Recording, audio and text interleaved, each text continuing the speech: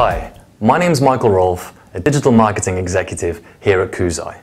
Today I'm going to be talking to you about some free SEO tools that you can use.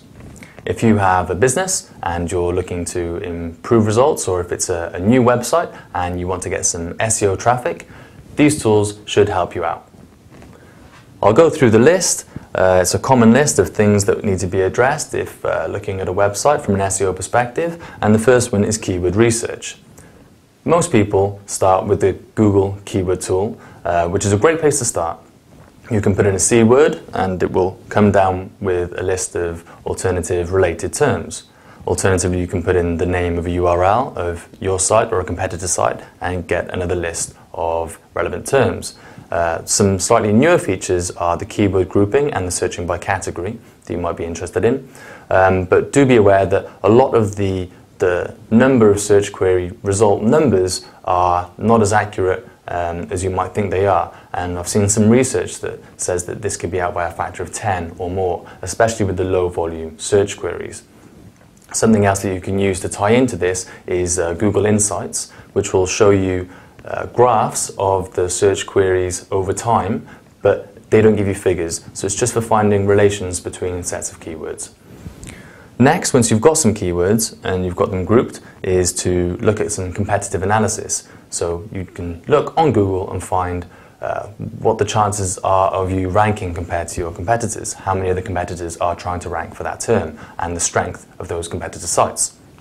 So go into Google, type in the name of your term, have a look at the search engine results pages. Are they large sites with hundreds of thousands of pages that it may be difficult to compete against? Or are they small niche blogs and you think that you might be able to outrank them? That's always a good common sense place to start. Then you can put the term in quotes and have a look at the number of competing pages, and it'll give you an idea of the size of the market for the sites that are competing on that term.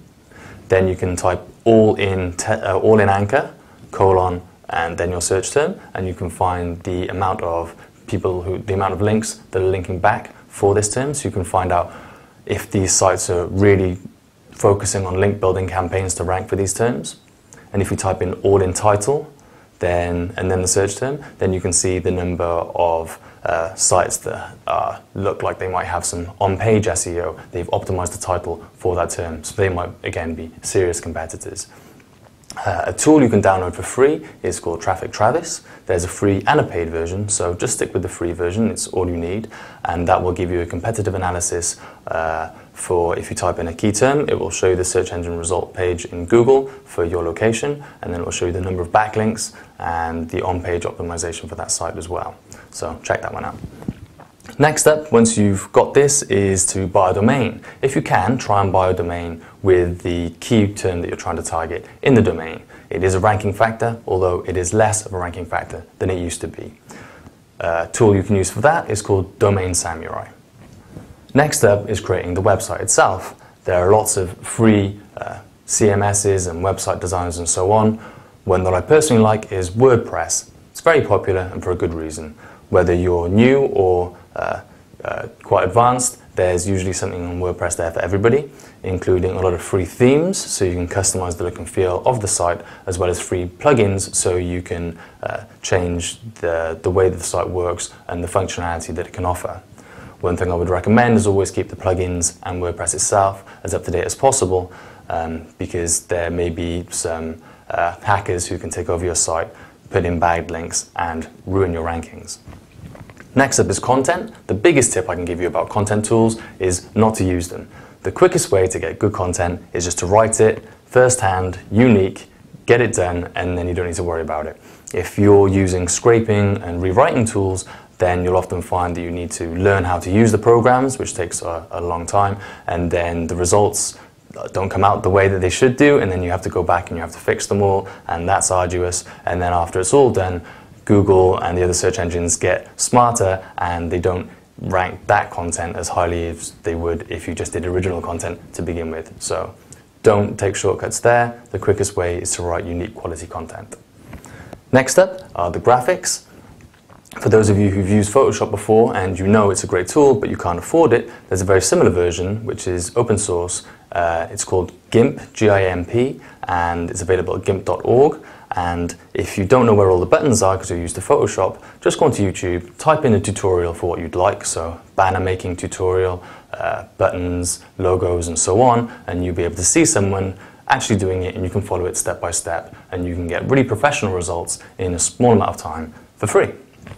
Next up, on-page SEO. You can use some tools to check the on-page SEO is reflective for the keyword that you're trying to optimize for. Traffic Travis does this, as well as other tools such as WooRank. There's the URL there. Next up, ranking. I recommend Qt Rank. There we go. You can only look at one domain at a time, but I think the keywords are unlimited and the results are accurate. Next up then is analytics. You really want to have a look at the analytics from your site so you can benchmark your performance and further optimize where people are spending the most time on the site, which sources are driving the most traffic to the site, and so on. Use Google Analytics. It's very easy to install and it's free. Site speed. Check the site speed of your site at tools.pingdom.com. Again, it's free and it will give you tips on which images you can compress, which ones you can load in a different order or load from a different place in order to improve your site speed. Improving your site speed, with all other things being equal, will rank you higher in the search engines vis-a-vis other sites. Finally then, for backlinks, look at Majestic SEO for a backlink report of your site or your competitor sites and see where they're getting backlinks from. However, there's a paid version with most of the great features for Majestic SEO.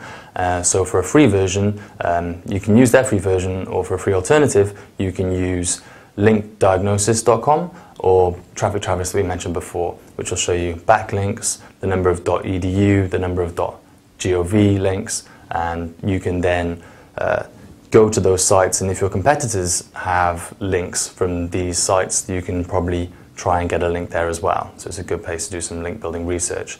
Also, if you have a look at my previous post on how to find the hottest niches, then there's a search string that you can use, again, to find relevant places where you can post links back to your site. If there's anything else I can help you with, or for further information, please visit kuzai.com.